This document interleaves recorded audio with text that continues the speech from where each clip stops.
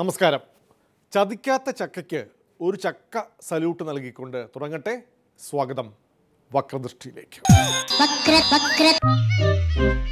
വേണമെങ്കിൽ വേരിലും കായ്ക്കും എന്ന് ചക്കയെക്കുറിച്ച് പറയുന്ന നാം ചക്കയെ ഇതുവരെ ഗൗനിച്ചിട്ടില്ല. ചക്ക മൂല്യമുള്ള ഫലമാണെന്ന് പഴമക്കാർ പറഞ്ഞിട്ടുണ്ടെങ്കിലും ചക്കയുടെ ഗുണത്തെക്കുറിച്ച് അറിയാൻ നമുക്ക് ഇപ്പോൾ പഠനങ്ങൾ വേണ്ടി വന്നു. ചതിക്കാത്ത ചക്കയെ സംസ്ഥാനത്തിൻ്റെ ഔദ്യോഗിക ഫലമായി പ്രഖ്യാപിച്ചതിൻ്റെ ആഹ്ലാദ സൂചകമായി ഒരു ചക്ക ഗാനത്തോടെ തുടങ്ങാം. ഐസക്കിൻ്റെ എൻ്റെയൊക്കെ ഒരു അടുത്ത സുഹൃത്ത്, ഞങ്ങളുടെ കൂട്ടത്തിൽ തന്നെയുള്ള ആൾ, എവിടെ ചക്ക കണ്ടാലും വാങ്ങിക്കൊണ്ടുവന്ന് കഴിക്കുന്ന ഒരാളുണ്ട്. അങ്ങനെ ചിലരുണ്ട് ചക്കയോട് വളരെ താല്പര്യം പ്രകടിപ്പിക്കുന്നത്.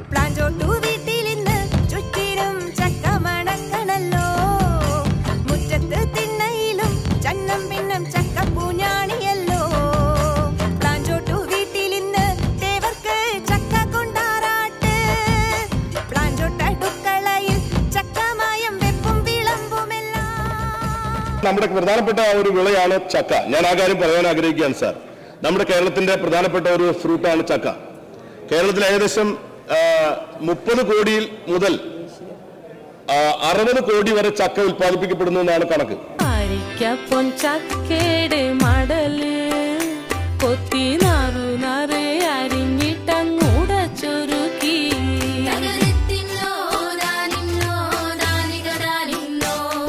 ഈ ചക്കയുടെ പ്രധാനപ്പെട്ട പ്രത്യേകത എന്ന് പറഞ്ഞാൽ നമ്മുടെ കേരളത്തിൽ ഒരിടത്ത് പോലും പ്ലാവ് തോട്ടമായി കൃഷി ചെയ്യുന്നില്ല. ഓരോ വീടുകളിൽ ഉൽപ്പാദിപ്പിക്കുകയാണ് സാർ. അത് വെള്ളം ഒഴിക്കുന്നില്ല, വളമിടുന്നില്ല, മരുന്നടിക്കുന്നില്ല. 100% നാച്ചുറൽ ആയിട്ടുള്ള ഓർഗാനിക് ആയിട്ടുള്ള ഒരു ഫ്രൂട്ട് നമ്മുടെ കേരളത്തിൽ ചക്കയല്ലാതെ മറ്റു ഫ്രൂട്ട് ഇല്ല. ചക്കപ്പുഴുക്കു വരട്ടിയെരിശ്ശേരി അവിയലു കൊണ്ടാട്ടം ചക്കത്തോരൻ അരിഞ്ഞു വറുത്തതും വടയും പ്രഥമനും അലുവയും മുലുവയും ചക്കമയം. ചക്കപ്പുഴുക്കു വരട്ടിയെരിശ്ശേരി അവിയലു കൊണ്ടാട്ടം ചക്കത്തോരൻ അരിഞ്ഞു വറുത്തതും വടയും പ്രഥമനും അലുവയും മുലുവയും ചക്കമയം. ഒരു കവറിൻ്റെ അകത്ത് ചക്ക ബിരിയാണി എന്നാണ്. വമ്പിച്ചാടായ വിൽപ്പനയും വമ്പിച്ചാടായ വിൽപ്പനയും. കടന്നു വരൂ, കടന്നു വരൂ. ആരും പണം തരേണ്ട കാര്യമില്ല സുഹൃത്തുക്കളെ, പണം തരേണ്ട കാര്യമില്ല. Free free. കടന്നു വരൂ, കടന്നു വരൂ, കടന്നു വരൂ സുഹൃത്തുക്കളെ, കടന്നു വരൂ. വമ്പിച്ചാടായ വിൽപ്പനയും. ജാക്ക് ഫ്രൂട്ട് ബിരിയാണി മിക്സ് എന്നാണ് ഇതിൻ്റെ പേര്. ജാക്ക് പുട്ടുപൊടി, ജാക്ക് ഫ്രൂട്ട് ഉപ്പുമാ മിക്സ്. ഏറ്റവും ന്യൂട്രീഷ്യസ് ആണ്. നമ്മുടെ കേരളത്തിന്റെ ഈ മേഖലയുമായി ബന്ധപ്പെട്ടുകൊണ്ടുള്ള മൂല്യവർദ്ധിത സാധ്യത ഉപയോഗപ്പെടുത്തി കഴിഞ്ഞാൽ 30,000 കോടി രൂപയുടെ വരുമാനം ഉണ്ടാക്കാൻ കഴിയുന്ന, ഏറ്റവും അധികം സംരംഭകർക്ക് വരാൻ കഴിയുന്ന ഒരു മേഖല എന്ന നിലയിൽ ചക്കയുടെ സാധ്യതകൾ കൂടി പരിഗണിച്ചുകൊണ്ട് ജാക്ക് ഫ്രൂട്ടിനെ കേരളത്തിന്റെ ഔദ്യോഗിക സംസ്ഥാന ഫ്രൂട്ടായി സംസ്ഥാന ഗവൺമെന്റ് പ്രഖ്യാപിക്കുകയാണ് സാർ.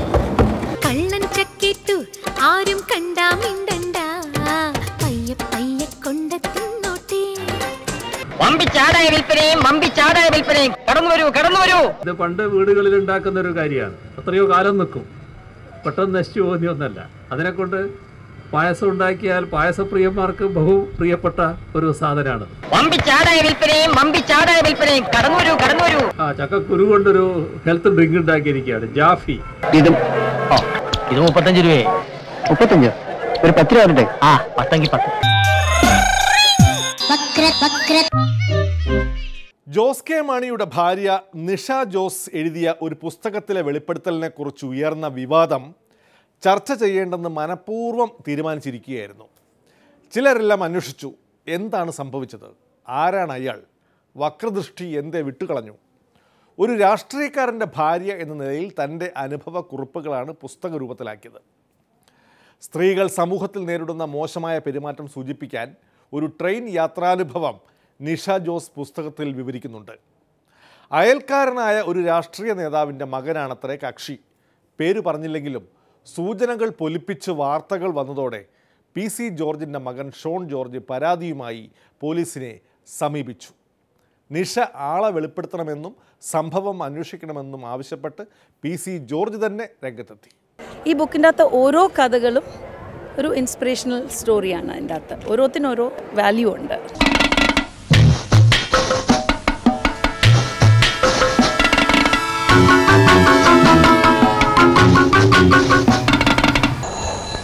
എന്റെ ഈശ്വര,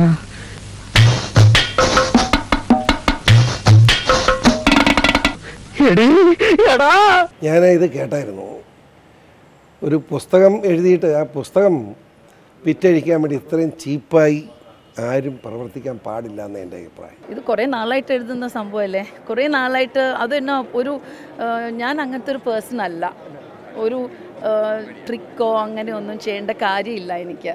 തുറന്ന് പറയണം, ആര് ഇന്നയാൾ എന്നിടത്ത് വെച്ച് ഇന്നത് ചെയ്തു എന്ന് പറയണം. അടി കൊടുക്കാൻ നമുക്ക് അവനിട്ട് ആരാണിത്? അതെ, ഞാനത് പല രീതിയിലുള്ള ഇൻ്റർപ്രിട്ടേഷൻസ് വരും സ്വാഭാവികമായിട്ടും. അതിലേക്കൊന്നും ഇനി ഇതൂടെ പറഞ്ഞൊരു വിവാദം വരുമ്പോൾ പിന്നെയും നിങ്ങൾ തന്നെ എന്നോട് ചോദിക്കും, അതിന് വേണ്ടിയിട്ടല്ലേ വരുന്നത്, അതുകൊണ്ടല്ല നമ്മളിത് മാറുന്നത്. അതുകൊണ്ട് ആ മഹതിയുടെ ഭർത്താവ് MP പറഞ്ഞെന്ന് പറഞ്ഞു ഈ വിവാദത്തിലേക്കില്ലെന്ന് പറഞ്ഞാൽ അവർക്ക് പോയാൽ മതി. കാരണം ഇപ്പോൾ എൻ്റെ നല്ലല്ല ഇതിരിക്കുന്നത്. ഇനിയിപ്പോൾ ഇല്ലെന്ന് പറഞ്ഞെങ്കിൽ പോയാൽ വളരെ എളുപ്പമാണ്. അങ്ങനെയൊന്നും പോകാൻ സമ്മതിക്കില്ല. ഒന്നെങ്കിൽ ഞാൻ തെറ്റ് ചെയ്തിട്ടുണ്ടെങ്കിൽ അതിന് തെളിവുകളുണ്ടാകും. TT അത് കൃത്യമായ കാര്യം കണ്ടിട്ട് പറഞ്ഞതല്ല. TT ഒക്കെ പോലീസ് സംവിധാനം നമുക്കില്ലേ, ഇത് ഒരു നിയമ സംവിധാനമുള്ള രാജ്യമല്ലേ. ആ TT ചോദ്യം ചെയ്യണം. പോലീസ് അന്വേഷിക്കട്ടെ. അതെന്താ ഈ നാട്ടിൽ ക്രമസമാധാനം ഇല്ലാതായോ? It's just a person. ഇപ്പം നമ്മളത് നോക്കേണ്ടത് ഒരു പൊളിറ്റീഷ്യൻ്റെ സണ്ണോ എൻജിനീയറിൻ്റെ സണ്ണോ ഡോക്ടറിൻ്റെ സണ്ണോ അങ്ങനെയല്ല. He is A person. And അങ്ങനെ ഒരു ഇൻസിഡൻറ്റ് സംഭവിച്ചു. എനിക്കൊരു അന്ന് അൺകംഫർട്ടബിൾ ആയിരുന്നു. പക്ഷെ അതിൻ്റെ അകത്ത് ഒരു കാര്യം എന്ന് പറഞ്ഞാൽ ഞാനത് എക്സ്പ്ലെയിൻ ചെയ്തു. അദ്ദേഹത്തിൻ്റെ അടുത്ത് പറഞ്ഞു മാറാനായിട്ട് പറഞ്ഞു. മാറി. അത് കഴിഞ്ഞ് സ്ഥലം മാറി. എൻ്റെ മകനല്ലെന്നതുകൊണ്ട് എനിക്ക് ബോധ്യമായി. എൻ്റെ മകൻ കിടക്കില്ല. കാരണം എൻ്റെ മകൻ അങ്ങനെയുള്ളതല്ല. പക്ഷേ അവിടെ ഉദ്ദേശം രണ്ടാണ്. ഒന്ന്, ഈയനും മസാല ചേർത്ത് 10 പുസ്തകം ചിലവാകുമെന്ന് നോക്കണം. നാണം കെട്ടിയൊരു കച്ചവടം. 2, ഇവരുടെ അമ്മായിപ്പൻ KM മാണിയാണല്ലോ, ഒരു കാഞ്ഞ ബുദ്ധിയാണല്ലോ. ആരോ പാലായിലോ വല്ലോ സ്ഥാനാർത്ഥിയായിട്ട് വന്നാൽ തോറ്റെങ്കിലോ എന്ന് ഭയമുള്ളതുകൊണ്ട് ഒരു സംശയം ഇരുന്നോട്ടെ, നഷ്ടം വല്ലതും ഉണ്ടോ. ഇതെൻ്റെ ഒരു പ്രൈവറ്റ് ഇതായിരുന്നു. ഞാൻ അങ്ങനെ പരാതി ആർക്കും നൽകി. ബിക്കോസ് ഞാനത് പറഞ്ഞ് മനസ്സിലാക്കി. ദാറ്റ് വാസ് ഓവർ വിത്ത്. ആ ഒരു പ്രോഗ്രാം അത് കഴിഞ്ഞു. ഞാൻ നമ്മുടെ രാഷ്ട്രീയ നേതാക്കന്മാർ പഴയതിന് ബന്ധപ്പെട്ടു ഈ ഒരുമാതിരി ഇപ്പം എല്ലാ രാഷ്ട്രീയക്കാർക്കും മക്കളില്ലേ, ആ കുഞ്ഞുങ്ങളൊക്കെ ജീവിതം കളയരുത്. ഈ സ്ത്രീ ആരാന്ന് പറയട്ടെ. അറിയുന്ന വ്യക്തിയാണ്, പക്ഷെ അങ്ങനെ വലിയ ആളൊന്നും അല്ല. അറിയുന്ന വ്യക്തിയാണെന്നേ ഉള്ളൂ. നമുക്ക് എല്ലാവർക്കും അങ്ങനെ അറിയുന്ന ഒരു വ്യക്തിയാണ്. പക്ഷെ നമ്മൾ എന്നാത്തിനാ അത് ഇപ്പം അതിനെക്കുറിച്ച് പറയുന്നത്? കള്ളക്കച്ചവടം ഇത് യഥാർത്ഥത്തിൽ നടക്കാത്ത ഒരു കാര്യമായതുകൊണ്ട് വെറുതെ പുസ്തകം വിൽക്കാൻ വേണ്ടി അപ്പൻ്റെ കാഞ്ഞ ബുദ്ധിയാണ്. മാണിയല്ലേ, മാണിയുടെ കാഞ്ഞ ബുദ്ധി ഞാൻ കേട്ടായിരുന്നു. പക്ഷേ ഐ ഡോണ്ട് തിങ്ക് അത് ചുമ്മാ ആവശ്യമില്ലാതെ അതിനകത്ത് നമ്മൾ ഓരോരുത്തരുടെയും പേരുകൾ ഇതിൻ്റെ അകത്ത് കൊണ്ടുവരുന്നത്. നമ്മളത് I think there is no need. അതിൻ്റെ ആവശ്യമില്ല. എൻ്റെ അഭിപ്രായത്തിൽ നിർബന്ധമായി കേരള പോലീസ് കേസെടുത്ത് അന്വേഷിക്കണം. ഇതിൻ്റെ വസ്തുക്കൾ എന്താണെന്ന് കേരളത്തിലെ ജനങ്ങളോട് പറയണം. അവരെ അങ്ങനെ പീഡിപ്പിച്ചിട്ടുണ്ടെങ്കിൽ അത് ആരാണെന്ന് അറിയണം. അങ്ങനെ പരാതി കൊടുക്കാനാണെങ്കിൽ മൈ ഗോഡ്, നമുക്ക് എല്ലാ ദിവസവും പരാതി കൊടുക്കാനേ ചാൻസ് ഉള്ളൂ. പല വിഷയത്തിൽ, നോട്ട് ഈ ഒരു കാര്യം, പല വിഷയത്തിൽ. അതിൻ്റെ ആവശ്യമില്ല. ചിലത് നമ്മൾ തന്നെ ഹാൻഡിൽ ചെയ്യുക, ചിലത് പ്രാർത്ഥിച്ച് അതിൻ്റേതായ രീതി പോട്ടെ. അങ്ങനെ ഓരോന്നിനും ഓരോ രീതിയാണ്. ഇത് കേട്ടപ്പോൾ ഒരാൾ എന്നെ വിളിച്ചേ, ഒരു സ്ത്രീ, അത് പഞ്ചായത്ത് പ്രസിഡൻ്റാണ്, വളരെ മാന്യ, എൻ്റെ പാർട്ടിയല്ല. ഞാൻ ചെന്ന വിശേഷം മോളെ അല്ല, അത് വേട്ടെ, ഞാൻ ചെന്ന മോളെ അല്ല, ഇങ്ങനെ കേട്ട. അപ്പോൾ അവളുടെ വർത്തമാനം കേട്ടിട്ട് അത് ഷോണിനെ ഉന്നം വെച്ച് വൃത്തിയുടെ പറഞ്ഞു തന്നു. PCR 5-8 കൊല്ലം മുമ്പ് ഇത് ചെയ്തെന്ന് പറഞ്ഞാൽ ഞാൻ വിശ്വസിച്ചേനെ. ഷോണിനെ പറ്റി അത് പറയരുത് കേട്ടോ എന്ന്. ബെസ്റ്റ്. അപ്പോൾ ഞാൻ ചിരിച്ചു. സംഭവം നടക്കാത്തതാണ് എന്ന് PC ജോർജ് വാദിച്ചുറപ്പിക്കുന്നത് ഇക്കാര്യത്തിൽ ജോസ് കെ മാണിയുടെ പ്രതികരണമില്ലായ്മ ചൂണ്ടിക്കാട്ടിയാണ്. ഇപ്പം എൻ്റെ ഭാര്യയ്ക്കാണ് ഈ സംഭവ വികാസം ഉണ്ടാകുന്നെങ്കിൽ, എൻ്റെ ഭാര്യയ്ക്ക് നേരെയാണ് ഈ കർത്തവ്യം ഇങ്ങനെ ഒരു നടപടി ഉണ്ടാകുന്നെങ്കിൽ ഒരു സംശയം വേണ്ട. എൻ്റെ ഒന്നല്ല, ആത്മാഭിമാനമുള്ളൊരു മലയാളി ഒരാണാണെങ്കിൽ അവൻ്റെ ചെവിക്കുറ്റിക്ക് ഒരു അടി കൊടുക്കാതെ, അവൻ്റെ കാല് തല്ലി ഒടിക്കാതെ ഒരു നല്ല ആണ് വീട്ടിൽ പോയി കിടന്നുറങ്ങിയാലേ ഇവൻ മനുഷ്യനാണോ MP? ഉദാഹരണത്തിന് ഇതാരാണ് മാഡത്തിൻ്റെ? My husband. ഓ, മാഡത്തിൻ്റെ ഭർത്താവും മാഡം കൂടി വൈകുന്നേരം നടക്കാൻ ഇറങ്ങുമ്പോൾ ഒരു അലവലാതി വന്ന് അപ്പോൾ കണ്ടു നിൽക്കുന്ന മാഡത്തിൻ്റെ ഭർത്താവ് ചോദിക്കാൻ ചെല്ലും. പുള്ളി ചോദിക്കാൻ ചെല്ലും നമുക്ക് അറിഞ്ഞൂടാ, പക്ഷെ മൂക്കിന് നാടെ മീശോളൻ എന്തായാലും ചോദിക്കാൻ ചെല്ലും. എൻ്റെ ഭാര്യയോട് ഏത് വലിയവനാണെങ്കിലും ഇങ്ങനെ മോശമായി പെരുമാറാൻ ഞാൻ അവനെ വഴിവിടത്തില്ല. 2 അടിയെങ്കിലും ചൂക്കറ്റി കൊടുക്കും. ഇത് ഈ കൊഞ്ഞാണന്മാർ, അപ്പനും മകനും 2 കൊഞ്ഞാണന്മാർ ചിരിച്ചോണ്ട് കിടക്കുക എന്ന് ആലോചിച്ച്. എന്തിന് ഇതൊരു ഒരു ഒരു ആരോപണം ഉണ്ടാക്കാനോ ഒരു വിവാദം ഉണ്ടാക്കാനല്ല, ഇതിൻ്റെ നല്ല വശം നിങ്ങൾ എടുക്കുക. രാഷ്ട്രീയ നേതാക്കളുടെ പുത്രന്മാരെല്ലാം സമ്മർദ്ദത്തിലായെങ്കിലും സൂചനകളുടെ സാമ്യം കാരണം ഷോൺ ജോർജിനാണ് നാട്ടിലിറങ്ങി നടക്കാൻ പറ്റാതായത്. ഇതോടെ ഷോൺ പരാതിയുമായി എത്തി. കൃഷ്ണേട്ടനാവോ ഗോപേട്ടനാണോ? എന്നെ വിളിച്ച് ആദ്യം കുറേ പേര് ആൾ ചോദിച്ചു അനൂപ് ജേക്കബാണോ? ഈ സാമ്യങ്ങളൊക്കെ ഉണ്ട്, മെലിഞ്ഞ ആളാണ്, രാഷ്ട്രീയ നേതാവിൻ്റെ മകനാണ്. അത് കഴിഞ്ഞ് എന്നോട് ഇന്നലെ ഒരാൾ വിളിച്ച് ചോദിച്ചു ചാണ്ടിയുമ്മനാണോ? ഞാൻ പറഞ്ഞു ചാണ്ടിയുമ്മൻ അമ്മായി പിന്നെ ഇല്ല സുഹൃത്തെ, ആ പയ്യനെ വിട്, അവനെ ഉപദ്രവിക്കണ്ട. അത് കഴിഞ്ഞ് എന്നോട് ചോദിച്ചു ഇരുവഞ്ചൂരിൻ്റെ മകനാണോ? ഇങ്ങനെ ഒത്തിരി ആളുകളുടെ പേര്, ബിനീഷ് കോടിയേരിയുടെ പേര് വരെ ചർച്ച ചെയ്യപ്പെട്ടു. പിന്നെ എല്ലാ കേസിലും ഇന്നലെ ഈ ബിനീഷ് കോടിയേരി എന്നെ വിളിച്ചു, എടാ എൻ്റെ പേരും പറയുന്നു, ഞാൻ ഈ പെണ്ണിനെ കണ്ടിട്ടില്ല. VIP ട്രെയിൻ യാത്ര ഷോൺ സ്ഥിരീകരിച്ചെങ്കിലും ഒരു ആശയക്കുഴപ്പം അവശേഷിക്കുന്നു. നിഷ ജോസ് പറയുന്നത് തിരുവനന്തപുരത്ത് നിന്ന് കോട്ടയത്തേക്കുള്ള ട്രെയിൻ യാത്രയെക്കുറിച്ചാണ്. ഷോൺ സ്ഥിരീകരിക്കുന്നതാകട്ടെ കോഴിക്കോട് നിന്ന് കോട്ടയത്തേക്കുള്ള യാത്രയും. കോഴിക്കോട് റെയിൽവേ സ്റ്റേഷനിൽ വരുമ്പോൾ ഒരു ദിവസം ഈ സ്ത്രീ അവിടെ ഉണ്ട്. എന്നോടൊപ്പം ആ ട്രെയിനിൽ CPM-ൻ്റെ പ്രമുഖ നേതാക്കൾ ആരൊക്കെയാണെന്ന് ഞാൻ ടി വി രാജേഷാണോ അതെന്ന് എനിക്ക് കൃത്യമായി ഓർക്കുന്നില്ല. പ്രമുഖ നേതാക്കന്മാർ MLA-മാർ 2-3 പേരുണ്ട്. അവിടുന്ന് ട്രെയിനിൽ കയറ്റി ഞാൻ വർത്തമാനം പറയുന്നു, എവിടെ പോയി, ഇവിടെ ഞാനൊരു ബിസിനസ് മീറ്റിങ്ങിന് വന്നതാണെന്ന് പറഞ്ഞു. അവർ ട്രെയിനിൽ കയറി അവരവരുടെ സീറ്റിൽ കിടന്നിറങ്ങി, ഞാൻ എൻ്റെ സീറ്റിൽ കിടന്നിറങ്ങി. കോട്ടയത്ത് വന്നപ്പോൾ എൻ്റെ കൂടെ ഉണ്ടായിരുന്ന ചെറുപ്പക്കാരൻ KSC-യുടെ ജനറൽ സെക്രട്ടറിയാണ് ജോയ്സ്. അവിടെ ജോയ്സ് റെയിൽവേ സ്റ്റേഷൻ വന്നിറങ്ങുമ്പോൾ എന്നെ കൊണ്ടുപോകാൻ വേണ്ടി എൻ്റെ വണ്ടിയായിട്ട് ജോയ്സ് അവിടെ വന്നിരുന്നു. ഞാൻ ജോയ്സിനെ പരിചയപ്പെടുത്തി, ചേച്ചി ഇത് KSC-യുടെ ഭാരവാഹിയാണ് ജോയ്സ് എന്ന് പറഞ്ഞ് പരിചയപ്പെടുത്തി. ആ പരിചയപ്പെടുത്തിയതിന് ശേഷം ഞാൻ പറഞ്ഞു, ചേച്ചി കൊണ്ടുവിടണോ? വേണ്ട മോനെ, എനിക്ക് വണ്ടിയുണ്ട് എന്ന് പറഞ്ഞു. ഞാൻ പറഞ്ഞു എൻ്റെ അമ്മയും ഈ സ്ത്രീയായിട്ട് 3 വയസ്സിന് വ്യത്യാസമുള്ളൂ. എൻ്റെ അമ്മയ്ക്ക് 55 വയസ്സേ ഉള്ളൂ, ഈ സ്ത്രീക്ക് 52 വയസ്സുണ്ട്. ഞാൻ അത്ര മോശക്കാരനല്ല, ഞാൻ അതുകൊണ്ട് വൃത്തിയോടൊന്നും കാണിക്കില്ല. എല്ലാവരും ചായ കുടിച്ചിട്ടേ പോവുള്ളൂ കേട്ടോ, ചായയും സ്നാക്സും കഴിച്ചിട്ടേ പോവുള്ളൂ, ഊണ് കഴിച്ചിട്ടേ പോവുള്ളൂ കേട്ടോ.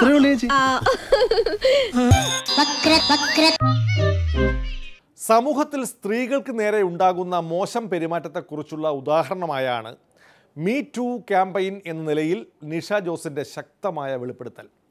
ജോസ് കെ മാണിയുടെ ഭാര്യയും KM മാണിയുടെ മരുമകളുമായ നിഷയുടെ പുസ്തകം ചർച്ചയാവുമ്പോൾ സമ്മർദ്ദത്തിലാവുന്നവരുടെ വിശദീകരണവും നാം കേൾക്കണമല്ലോ. ആരാണ് അയാൾ എന്ന് നിഷ തന്നെ പറയേണ്ടിയിരിക്കുന്നു. വക്രദൃഷ്ടിയിൽ ഇനി ഇടവേള. എല്ലാം ചെങ്ങന്നൂരിന് വേണ്ടി. ഒരു കൊച്ചു സ്വപ്നത്തിൻ ചിറകുമായ വിടുത്തെ അരികിൽ ഞാനിപ്പോൾ വന്നെങ്കിൽ. കോൺഗ്രസ് മെമ്പർഷിപ്പ് പോലും ഇല്ലാത്ത എന്നോട് നിങ്ങൾ എന്തുവാ വിട്ടുപോയെന്ന് ചോദിച്ചാൽ ഞാൻ എന്താ പറയാ?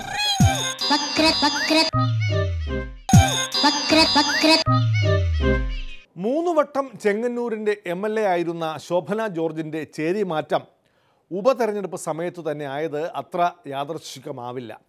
എല്ലാം ചെങ്ങന്നൂരിന് വേണ്ടിയാണല്ലോ എന്നോർക്കുമ്പോഴാണ് ശോഭന ജോർജിനും ഒരു സമാധാനം. കാരണം അവർ ചെങ്ങന്നൂരിനെ അത്രമേൽ ഇഷ്ടപ്പെടുന്നു. താൻ ചേരി മാറി എന്നതുപോലും ശോഭന ജോർജ് നിഷേധിക്കുകയാണ്. ഒരു കൊച്ചു സ്വപ്നത്തിൻ ചിറകുമായ വിടുത്തെ അരികിൽ ഞാനിപ്പോൾ വന്നെങ്കിൽ. 12 വർഷമായി കോൺഗ്രസ് മെമ്പർഷിപ്പ് പോലും എനിക്കില്ല. കോൺഗ്രസ് മെമ്പർഷിപ്പ് പോലും ഇല്ലാത്ത എന്നോട് നിങ്ങൾ എന്തുവാ വിട്ടുപോയെന്ന് ചോദിച്ചാൽ ഞാൻ എന്താ പറയാ? കോൺഗ്രസ് പുനഃപ്രവേശനത്തിന് കുറച്ചുകൂടി കാത്തിരിക്കാമായിരുന്നില്ലേ? 12 വർഷം ഞാൻ കാത്തിരുന്നു. പക്ഷേ ഞാൻ കാര്യം ചോദിച്ചാൽ നമ്മളെ വേണ്ടെന്ന് പറയുന്നിടത്ത് പിന്നെ എന്താ പറയാ? അതുകൊണ്ട് തന്നെ ഒരു തീരുമാനമെടുത്തു. ഇപ്പോൾ LDF-ന് പിന്തുണ പ്രഖ്യാപിക്കാൻ കാരണം എന്തെങ്കിലും ഒരു പാർട്ടി സ്ഥാനം വേണമെന്നോ അല്ലെങ്കിൽ എന്തെങ്കിലും കോർപ്പറേഷൻ വേണമെന്നോ ഒന്നും ഞാനൊന്നും പറഞ്ഞില്ല. കഴിഞ്ഞ 2 വർഷത്തിനിടയിൽ എന്ത് ആവശ്യപ്പെട്ടാലും ചിലപ്പോൾ ഒരു കോർപ്പറേഷൻ എന്തെങ്കിലും ഒരു പദവി എനിക്ക് തരുമായിരുന്നു. പക്ഷെ അതൊന്നും എനിക്ക് ആവശ്യമുണ്ടായിരുന്നില്ല. ഞാൻ ആവശ്യപ്പെട്ട ഒരേ ഒരു കാര്യം, എൻ്റെ ചെങ്ങന്നൂരിൻ്റെ എല്ലാ വികസന സ്വപ്നങ്ങളും പൂർത്തിയാക്കണം. ഇവിടുത്തെ ജനങ്ങൾക്ക് അന്തസ്സോടെ തലയുയർത്തിപ്പിടിച്ച് ഈ മണ്ണിൽ കൂടെ ജീവിക്കണം. അതുകൊണ്ട് അതിനൊരു അവസാനത്തെ മാർഗം എന്ന് കണ്ടിട്ടാണ് കഴിഞ്ഞ 2 വർഷത്തിനും ഞാൻ സ്വതന്ത്ര സ്ഥാനാർത്ഥിയായിട്ട് മത്സരിച്ചു. ഇത് ചെങ്ങന്നൂരിന് വേണ്ടി എടുത്ത തീരുമാനമാണെന്ന് പറയാൻ കാരണം, ഈ ചെങ്ങന്നൂരിനെ ഞാൻ സ്നേഹിക്കുന്നുണ്ടെങ്കിൽ ഞാൻ ഒരു തീരുമാനം എടുക്കണം എന്ന് എനിക്ക് തോന്നി. അതുകൊണ്ട് തന്നെ ഞാൻ എടുത്ത തീരുമാനമാണ് ഇടതുപക്ഷ ജനാധിപത്യ മുന്നണിയുടെ സ്ഥാനാർത്ഥി സജി ചെറിയാനെ വിജയിപ്പിക്കണം എന്ന് ഞാൻ ഓർത്ത് എൻ്റെ ആഗ്രഹം എൻ്റെ ചെങ്ങന്നൂരിലെ ജനങ്ങൾക്ക് വേണ്ടി ഞാൻ എടുത്ത തീരുമാനമാണ്. ഇനിയിപ്പം CPM-നോട് ചേർന്ന് പ്രവർത്തിക്കണം എന്ന് ഞാൻ തീരുമാനിച്ചു. ഒരു കൊച്ചു സ്വപ്നത്തിൻ ചിറകുമായവിടുത്തെ അരികിൽ ഞാനിപ്പോൾ വന്നെങ്കിൽ. UDF സ്ഥാനാർത്ഥിയും ചെങ്ങന്നൂർകാരൻ തന്നെയല്ലേ? ഒരു രാഷ്ട്രീയ പോരാട്ടം ആരംഭിക്കുന്നത് 91-ൽ LDF UDF എന്ന് പറയുന്ന ഒരു രാഷ്ട്രീയ പോരാട്ടം. അങ്ങനെ കോൺഗ്രസ് ആദ്യമായി കൈപ്പറ്റിയ ചിഹ്നത്തിൽ ഒരു പരീക്ഷണം പോലെ എന്നെ കൊണ്ടുവന്ന് ചെങ്ങന്നൂരിൽ നിർത്തിയതാ. ആ തെരഞ്ഞെടുപ്പിൽ അന്ന് DCC ജനറൽ സെക്രട്ടറി ആയിരുന്ന വിജയകുമാർ പത്രസമ്മേളനം വിളിച്ചുകൂട്ടി ജനറൽ സെക്രട്ടറി സ്ഥാനം രാജിവെച്ചിട്ട് പറഞ്ഞു കൈപ്പറ്റിയ ചിഹ്നത്തിൽ മത്സരിക്കുന്ന ശോഭന ജോർജിനെയും കോൺഗ്രസിനെയും തോപ്പിക്കണമെന്ന്. എന്തിനാ എന്നെ ഇങ്ങനെ വേദനിപ്പിക്കണേ? 3 പ്രാവശ്യം ഞാൻ മത്സരിച്ചു. 3 തെരഞ്ഞെടുപ്പിലെങ്കിലും നിങ്ങൾ അത് എല്ലാം അന്വേഷിക്കുന്ന പത്രക്കാരാണല്ലോ, നിങ്ങൾ ഏതെങ്കിലും ഒരു ക്ലിപ്പിംഗ് വിജയകുമാർ കോൺഗ്രസ് സ്ഥാനാർത്ഥിക്ക് വേണ്ടി സംസാരിക്കുകയോ വോട്ട് ചോദിക്കുകയോ ഏതെങ്കിലും ഒരു തെരഞ്ഞെടുപ്പ് യോഗത്തിലോ പങ്കെടുത്തിട്ടുള്ള ഏതെങ്കിലും ഒരു വിഷ്വൽ നിങ്ങൾ എന്നെ ഒന്ന് കാണുക. പാർട്ടി 6 വർഷത്തേക്ക് പുറത്താക്കി. 91 പുറത്താക്കി, 96 പുറത്താക്കി, 2001 പുറത്താക്കി. അതാണ് വിജയകുമാർ. പിന്നെ വിഷ്ണുനാഥ് വന്നപ്പോഴും വിഷ്ണുനാഥിൻ്റെ കാര്യം വിഷ്ണു പറയട്ടെ എന്ന് ഞാൻ തീരുമാനിച്ചു. ആ 10 വർഷവും കോൺഗ്രസിൻ്റെ സ്ഥാനാർത്ഥിക്ക് വേണ്ടി വിജയകുമാർ ഉണ്ടായിരുന്നില്ല. ഇപ്പം കാർഷിക വികസന ബാങ്കിൻ്റെ പ്രസിഡന്റ് ആണല്ലോ. റിബൽ സ്ഥാനാർത്ഥിയായിട്ട് മത്സരിച്ച കോൺഗ്രസ് പാനലിനെ തോൽപ്പിച്ച അദ്ദേഹം പ്രസിഡന്റായിട്ട് നിൽക്കുന്നത്. പിന്നെന്താ ഇത്ര വലിയ കോൺഗ്രസ് സ്നേഹവും കൈപ്പത്തി സ്നേഹവും പറയുന്നത്? LDF എന്തെങ്കിലും വാഗ്ദാനങ്ങൾ നൽകിയിരുന്നു? കഴിഞ്ഞ 2 വർഷക്കാലം ഞാൻ പറഞ്ഞല്ലോ, എല്ലാവരും സ്വതന്ത്ര സ്ഥാനാർത്ഥിയായിട്ട് മത്സരിച്ചു. അല്ലെങ്കിൽ നമ്മുടെ കെയറോഫിലെ ഒരു CPM-ന് ആദ്യമായിട്ട് ചെങ്ങന്നൂരിലെ ചെങ്കൊടി പാറിക്കാൻ അവസരമുണ്ടായി. എല്ലാവരും വിചാരിച്ചു ഏതെങ്കിലുമൊക്കെ കോർപ്പറേഷനോ എന്തെങ്കിലുമൊക്കെ സ്ഥാനത്തോ ശോഭന ജോർജ് വരുമെന്നാണ് വിചാരിച്ചത്. ഞാനതൊന്നും സ്വീകരിച്ചല്ലോ. ആഗ്രഹങ്ങളില്ലാത്ത എനിക്കെന്താ ഇനിയുള്ളത്? എന്തെങ്കിലും പ്രതീക്ഷ ഇന്നാളാവണം എന്നൊക്കെ ആഗ്രഹിക്കുമ്പോൾ കിട്ടാതെ വരുമ്പോഴല്ലേ ഉള്ളൂ നിരാശ. എനിക്കിപ്പോൾ ഒരു നിരാശയില്ല. ഇനി എന്തെങ്കിലും ഓഫർ കിട്ടിയാൽ സ്വീകരിക്കുമോ? ഇല്ല, എനിക്ക് വേണ്ടല്ലോ, ഞാൻ ആഗ്രഹിച്ചില്ലല്ലോ. കാരണം ഇത്രയും കോർപ്പറേഷൻ ഉണ്ടായിരുന്നു. എന്നോട് CPM നേതൃത്വം സംസാരിച്ചതാണ്. താല്പര്യമുണ്ടെങ്കിൽ ഏതെങ്കിലും കാര്യങ്ങളുമായിട്ട് അസോസിയേറ്റ് ചെയ്യാമെന്ന്. ഞാൻ വലിയ സന്തോഷം പറഞ്ഞു, വേണ്ട, ചെങ്ങന്നൂരിൽ ഒരു ചെങ്ങന്നൂർക്കാരിയായിട്ട് തന്നെ. കാരണം എന്നെ 15 വർഷക്കാലം ജയിപ്പിച്ച മണ്ണായത്. ഞാൻ ജനിച്ചതും വളർന്നതും വിവാഹം കഴിച്ചതും എൻ്റെ അപ്പനെ അടക്കിയേക്കുന്നതും. എൻ്റെ അമ്മയ്ക്ക് ഇപ്പോൾ 92 വയസ്സുണ്ട്. അപ്പോൾ അതുകൊണ്ട് എനിക്ക് ഈ മണ്ണ് വിട്ട് ഒരിക്കലും പോകാൻ പറ്റത്തില്ല. കോൺഗ്രസ് നേതൃത്വം ബന്ധപ്പെട്ടിരുന്നു? അല്ല, കോൺഗ്രസ് എന്നോട് സംസാരിക്കാറുണ്ടല്ലോ. ഒരിക്കലും സംസാരിക്കാത്ത നേതൃത്വം ഇപ്പം എന്നോട് സംസാരിക്കാറുണ്ട്. പക്ഷെ എടുത്ത തീരുമാനം രാവിലെയും വൈകിട്ട് മാറ്റുന്നൊരു സ്വഭാവം എനിക്കില്ലല്ലോ. കോൺഗ്രസിൽ നീതി കിട്ടില്ലെന്നാണോ? അടച്ചൊന്നും ഞാൻ പറയില്ല, ഒരിക്കലും അങ്ങനെയുള്ള കാര്യങ്ങളെ പറ്റി ഞാൻ പറയില്ല. കോൺഗ്രസ് ഇങ്ങനെ സ്ത്രീകൾക്കെതിരാ അതൊന്നും ഞാൻ പറയില്ല. പക്ഷേ എന്നാന്ന് ചോദിച്ചാൽ നമ്മൾ ആരുടെയും ഒക്കെ ഒരു ഓമനയാവണം, എന്തെങ്കിലുമൊക്കെ സാധനം കിട്ടണമെങ്കിൽ. അത്രേ ഉള്ളൂ. കൺവെൻഷനോടെ UDF-ഉം ഒരു തെരഞ്ഞെടുപ്പ് അടുക്കുന്ന സമയത്ത് വിലയുള്ള നോട്ട് ചുമ്മാതെ കളയരുതമ്മിണിയെ. UDF ഇന്ന് മുതൽ കളത്തിലിറങ്ങുന്നു. 24 മണിക്കൂർ നമ്മൾ രംഗത്തുണ്ടാകും. വിശ്രമരഹിതമായി നമ്മൾ ഉണ്ടാകും.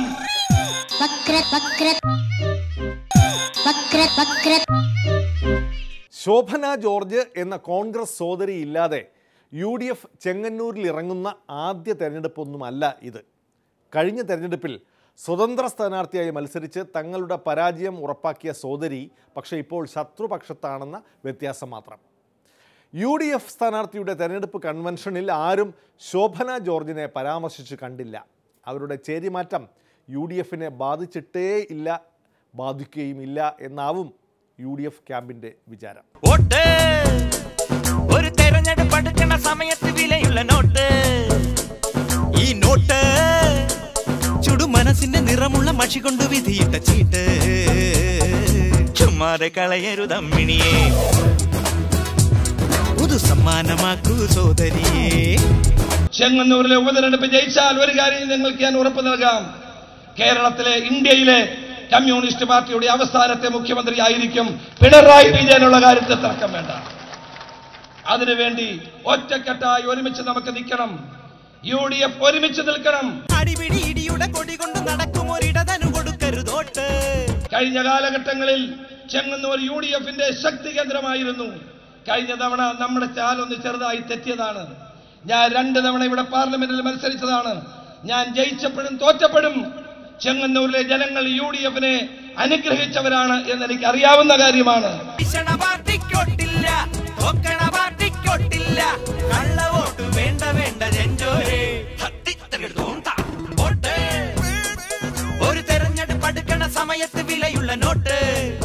ഒരുമിച്ച് ഒറ്റക്കെട്ടായി UDF ഇന്ന് മുതൽ കളത്തിലിറങ്ങുന്നു. 24 മണിക്കൂർ നമ്മൾ രംഗത്തുണ്ടാകും. വിശ്രമരഹിതമായി നമ്മൾ ഉണ്ടാകും. വക്രദൃഷ്ടി സമാപിക്കുകയാണ്. ഇനി തിങ്കളാഴ്ച രാത്രി 9:30. നന്ദി, നമസ്കാരം.